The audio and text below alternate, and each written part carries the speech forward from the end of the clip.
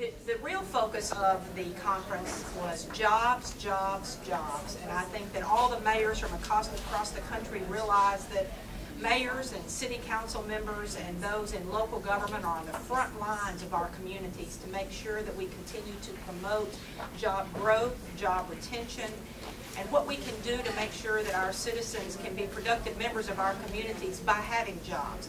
So that's what the majority of the conference was about, the different sessions where we got to meet with people from all across the spectrum of the federal government to talk about what we could do to continue to increase jobs, how local governments can be directly involved with the federal government.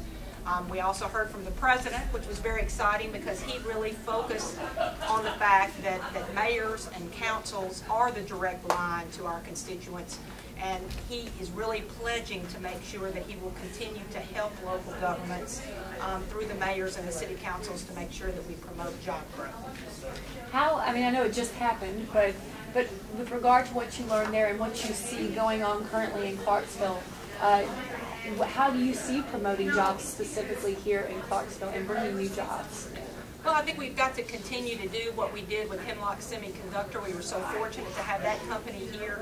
But what we realized with Hemlock coming here is that it's really a partnership between the education community, between the business community and others, and the private sector to bring jobs like that to our community. So we're going to have to continue to focus on that partnership among all those entities to bring those kind of jobs here. What were some of the things they talked about in terms of strategies for job growth? Was it mostly things like tax incentives, or what else did they get into?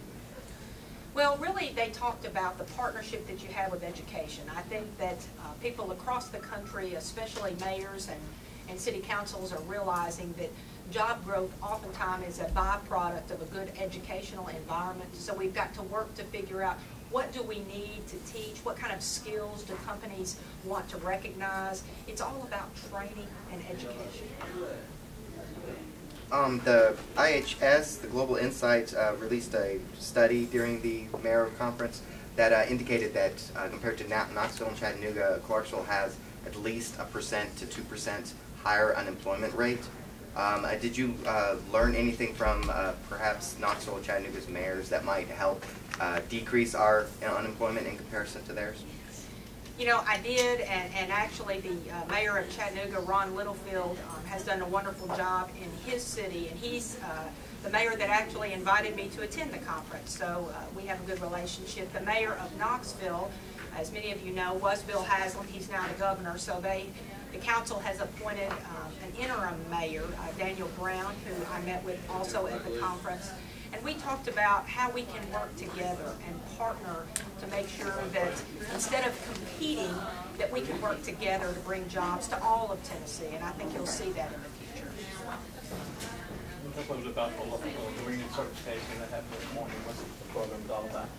Well, I am so excited about the green certification program. I think it's going to forge a new direction for the city of Clarksville, and I'm proud of the fact that we're the only city in Tennessee that is really working hard towards this type of program.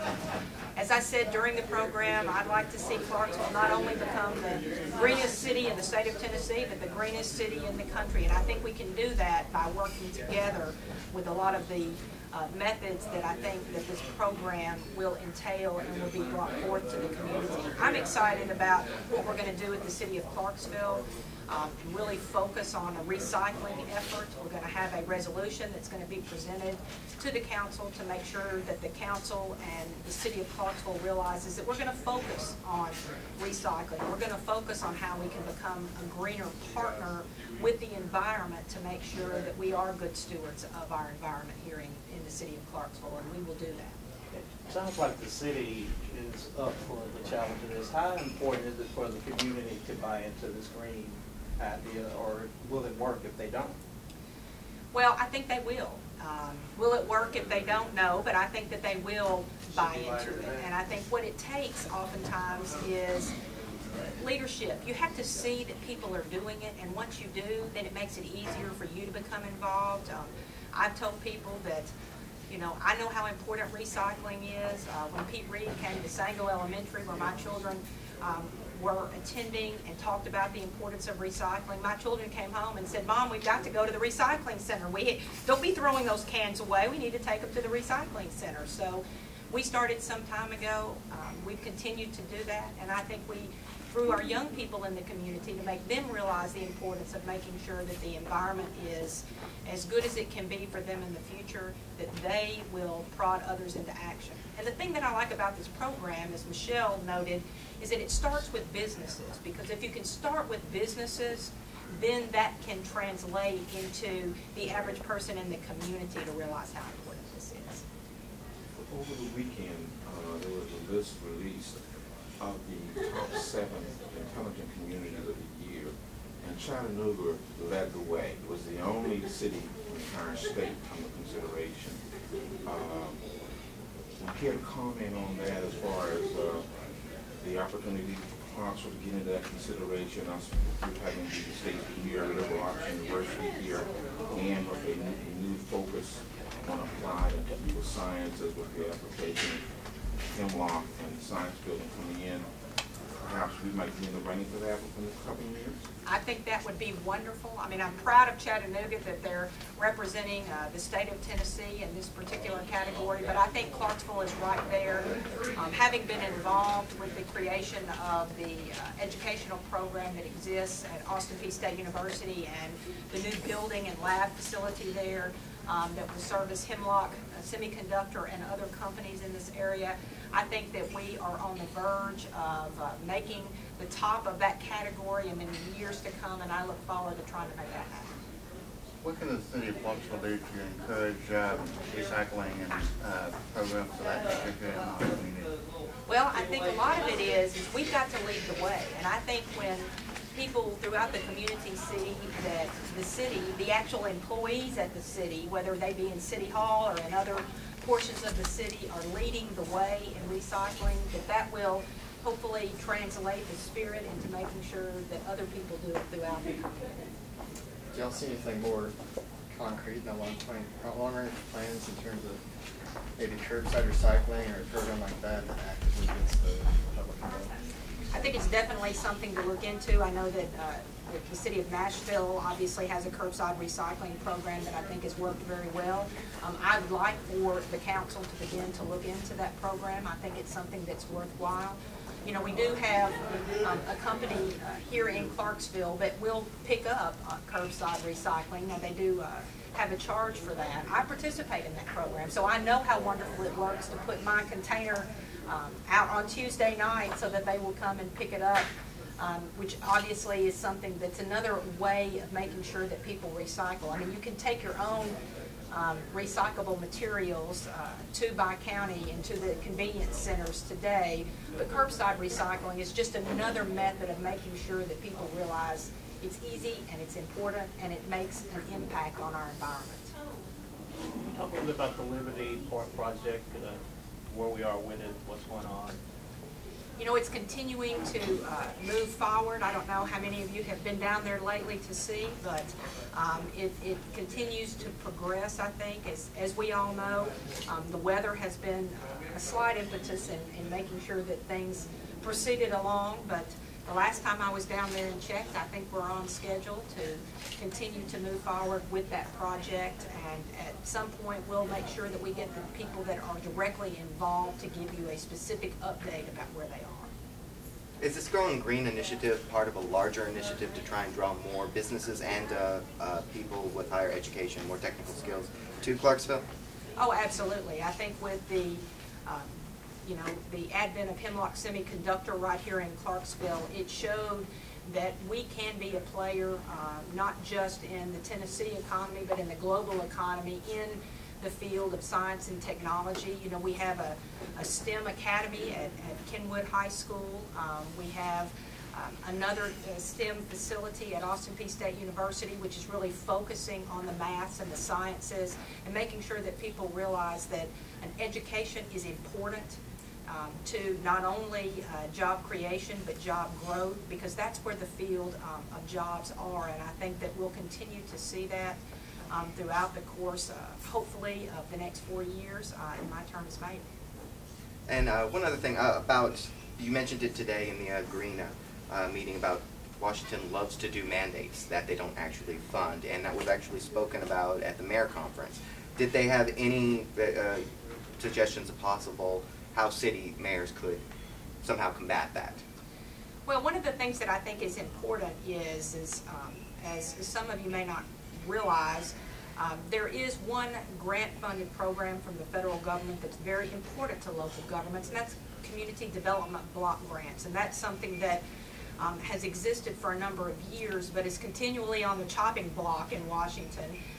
The mayor's conference in Washington was very promotional of this program. We actually expressed to the President of the United States and to the members of Congress how important it was not to cut that particular grant program, because it's the only way that local governments actually receive direct money from the federal government. It doesn't go through the states. That's a way that local governments can continue to make an impact on the economy, is by receiving those particular grant funds that they can use at their discretion in their communities in a myriad of different ways. And so I think that's important. That's what we tried to stress at the conference. That's what groups like the U.S. Conference of Mayors does, and why they're important, because they know that that's the kind of funding from the federal government that if you see that eliminated, it's going to do damage to local government's ability to fund local programs to spur economic development in their communities. Ma'am McMillan, I understand that the city of Clarksville is looking at utilizing the community development block grants to do a redevelopment project in New Providence. Can you comment on that? You know, they are trying to use that particular grant funding for a number of different projects, and we'd like to see something done to spur development and redevelopment in all areas of the city, but especially in the New Providence area. So that is something we'll be looking into. Can you give us the latest on whatever may be going on with the Attorney General and former mayor? The Attorney General, who is Bob Cooper, is actually, he gets his job in a different way than some other states. A lot of states directly elect their Attorney General. In our state, the Attorney General is appointed by the state Supreme Court. So Bob Cooper had been appointed Attorney General prior to Governor Haslam's election, and he will continue to be the Attorney General. And as you know, I had asked our legislative delegation to request an opinion from the Attorney General on the issue of the actual hiring of former Mayor Piper to the particular superintendent's job at the Clarksville Department of Electricity. We are in the process of waiting for that. We don't know when it's going to come. When I was in the legislature and used to request those opinions myself, they were anywhere from 6 weeks to 3 months. So I can't give you a specific timeline of when it will come. Even when you call and ask, they'll say, we're working on it. So I know they're working on it. I think I have expressed to the Attorney General that we'd like to get it as quickly as possible, and I'm sure they'll do that. In the push for economic development, there's been some concerns expressed as to possibly the government might be too willing to overlook or weaken protections for employment, consumer protection, and safety. Can you speak to the issue of increased growth within acceptable parameters of safety and advancement? Well, I think that is obviously got to be your #1 issue. I think the employees that, whether they work for city government, county government, or private industry, you've got to realize that the safety of those employees has got to be paramount and your #1 concern. So I think you can continue job growth while maximizing the safety of the employees. Anything else? Well, thank you all very much. I appreciate y'all coming.